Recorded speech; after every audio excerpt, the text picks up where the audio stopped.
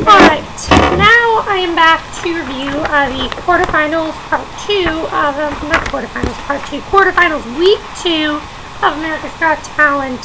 By the way, I'm sorry I did not get to review Teen Wolf yesterday. I'm going to watch it right now, and I'll also watch Pretty Little Liars, so I will catch up on both of those. So yeah, I have to review both of those, but don't worry, I will review both of those today. As far as CDs go, I'm not sure when exactly I'm going to get to listen to the CDs. Probably not today, maybe tomorrow. I did not listen to all of Robin Thicke's. I think I'm going to listen to the Backstreet Boys one first because, I don't know, their CD just seems a lot more interesting to me, so I might review that one first. But let's just get to the show. Overall, this was also a pretty much of a mixed bag. There were some that were really good. It was very hard to pick a top 4, though, because there weren't as many really good ones. There weren't a lot of really good ones. So it really was not easy to pick a top 4, because then there was somewhere I'm like, well, should I put them in my top 4? But then I'm like, no, this act was better. No, this act was better. You know, it got a little hard because there were some really good acts, but then there were just some really bad ones too. But let's just get started. The first act that was up was Innovative Force, and they were amazing. I mean, if you guys were to see how high that ceiling was, I mean, when they did a close-up of that ceiling, my heart was like, oh my god. Because that ceiling is so high, and that girl was able to touch the ceiling. And my ceiling, look at my ceiling. See, my ceiling's not that big. See, my ceiling, I can pretty much just stand up and with this, and then get on the couch, and then touch my ceiling. It's not very hard. But on the America's Got Talent stage, the ceiling is like 3 stories high.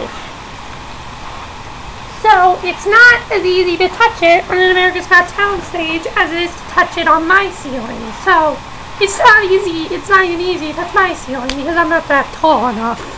But,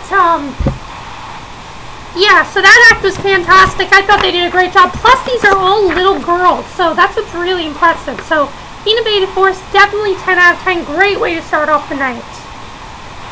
Number 2, the second act we had was Sienna Pelikai, I think. Pelikai, yeah, that's how, I don't know how to say it.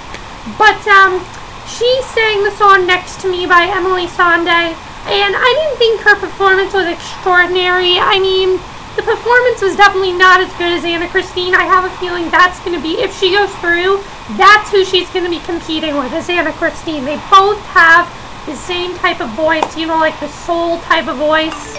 And, you know, she still are great. Sorry, that's my girlfriend again.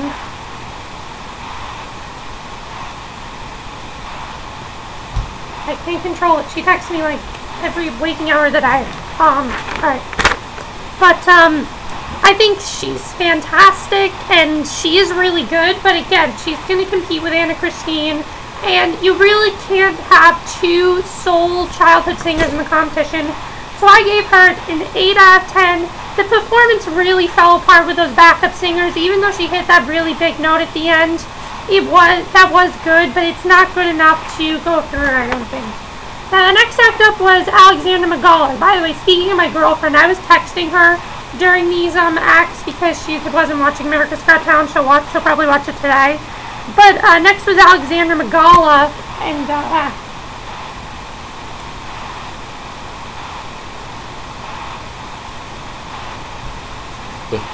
sorry, when you got a girlfriend and you have to text her, there's like nothing else that matters. Alright, but next was Alexandra Makalah, and he was good, but the thing was that I was texting my girlfriend about this, and she basically thinks that this act is pretty disgusting. It is kind of life-threatening what he's doing, and I mean, I don't want to see him back in the competition only because of what he did. He put his sword down his throat, and in the middle of the week, he internally bled, which was in his heart, and he couldn't eat for several days. If that's what's going to happen to you, then you need to leave this competition, because that's not good. I don't want to see him kill himself next time. You know, you could have killed yourself. You could have seriously injured yourself, and I'm sure he did, but not as seriously as he could have. and it really is kind of just a gross act. I did enjoy it. It is very thrilling and amazing. You know, he swings on a pole, then he takes the fire and juggles the fire, and then he puts the sword down his throat, and Howie really liked it. He said that it's basically a combination of everything. Yes, it is, but I mean, it's definitely very life-threatening, and I don't think he should be doing it again. Yeah, so,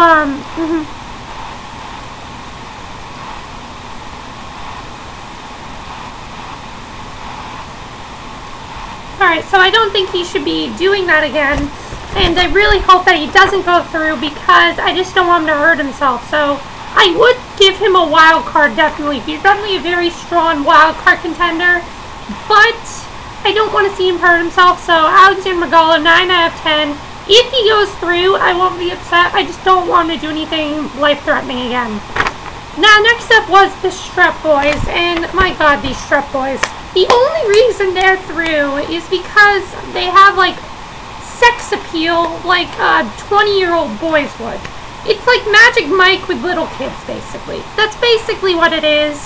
And I just did not like this performance very much, especially because they had a Justin Bieber song in there. And you guys know I can't stand Justin Bieber.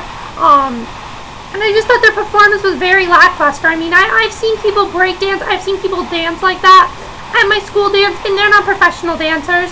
I do agree with Howard and Howie where they said that they do have a career ahead of them, but not America's Got Talent. I can't see this going for them. I can't see this going for them much longer. So Strep Boys, I only gave them a 7 out of 10. They're not going to go through. Now next up was Brad Byers, and for me, he was the worst act. I mean, if you thought Alexander Makalah was gross, Brad Byers was even more disgusting. And my girlfriend had told me, said basically that it's just even more, you know, it's just wrong what he's doing. He stuck his tongue in a fan, first of all, which was disgusting. And then he sat on spikes, and then he was run over by a truck. And I mean, it's ridiculous. Yeah, I mean, you guys are probably thinking, this guy watches horror movies. Why is he grossed out by this? Because it's real. Horror movies are not real. It's all movie makeup. It's all blood. It's really awesome. In real life, though, it's really just disgusting. You know, I don't need to see that on a family show, and it's really disgusting. So, Brad Byers, he gets a 5 out of 10. His act did not work out. He is not going to go through. At least he didn't stick a drill in his nose. I remember there was this one act I like in season, like 6, where this guy stuck a drill in his nose. It was disgusting. And the next act up, now this is when the night kind of turned around, because the next 3 acts all got perfect 10s. And the next act up was Kid the Wiz. And I accidentally said Kiss the Wiz by a mistake, but it was Kid the Wiz. And he was fantastic. He did this hat trick thing where he basically took his hat off and he did all these really cool hat tricks. And it's nothing I've ever seen before. So Kid the Wiz, he definitely gets a 10 out of 10. He's definitely going to go through to the semifinals. And if he doesn't, then he's definitely a strong wildcard contender. So Kid the Wiz, perfect 10 out of 10. Now the next act up was Forte, and they sang one of my favorite, and guess what song they sang? They sang one of my favorite Broadway songs, Somewhere, from West Side Story. And they sounded fantastic. They were great. You know, I don't remember who said they weren't Mel B said that she thought they weren't prepared and they didn't sound as good, but I thought they sounded fantastic, and I really hope they do go through, because it's not easy what they do. Just knowing that they've met each other for a few weeks is amazing. I mean, it's great that they've only known each other for a few weeks. And, yeah, so Forte, again, perfect 10 out of 10 for them. I thought they were fantastic. Now, the next act up, and I think this was actually the best act of the night.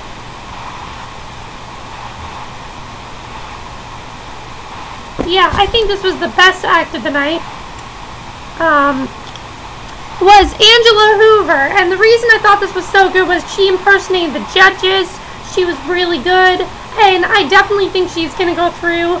Howard thought she wasn't as prepared. What are you talking about? She was perfectly prepared. She couldn't just do what she did with Christina Aguilera. She definitely reminded me of Melissa Villaseñor. If you guys remember that act, I thought she was fantastic. But I think Angela Hoover is even better than her. So Angela Hoover, perfect 10 out of 10. She's definitely going to go far. Alright. The next act up was Dave Shirley, and I understand what his act is supposed to be, but it really did not work out for him. I mean, the act is silly, but it's just too silly to be on America's Got Talent, so Dave Shirley, just an 8 out of 10. Next up was Marty Brown, and my God, I felt so bad for this guy. He's so fantastic and really amazing, but I can't really see this being a... I can't really see this being a, I can't really see him going through. I do see him being a wild card, and he sang a really nice song for his father and everything, but when Mel B, this was ridiculous, when Mel B said his name, she accidentally called him Dave, and Howard was basically like, who's Dave? And that was absolutely hilarious. I thought that was great that happened. And so now they're going to basically say to Mel B, this isn't Dave. This is not Dave.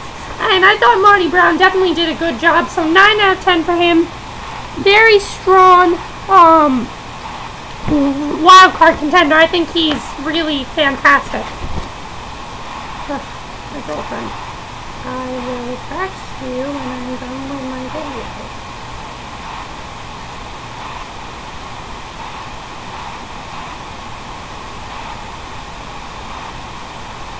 Alright, okay. Sorry. But I thought Marty Brown was very good, so 9 out of 10 for Marty Brown. Next up was the Aquanauts, and the thing with the Aquanauts is that there's nothing like this in the competition, but I don't think they're going to go through.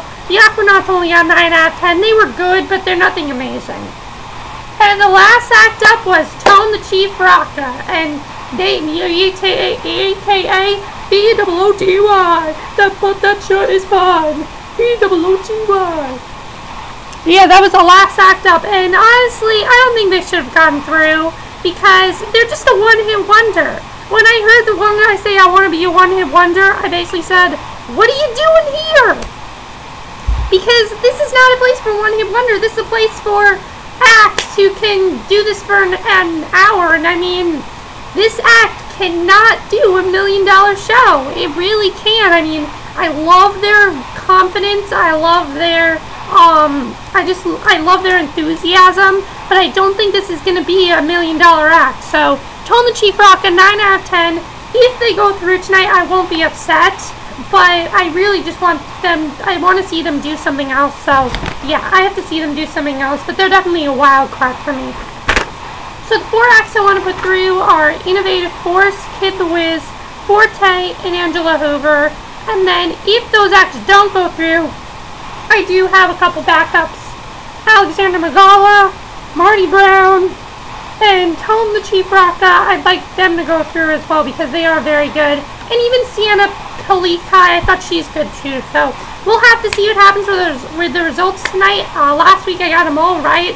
This week, I'm not so sure if I'll get them all right, but we'll have to see. That's it for this video. Hope you enjoyed it. My next video will be my review of Teen Wolf and then Pretty Little Liars. So stay tuned for that. Bye.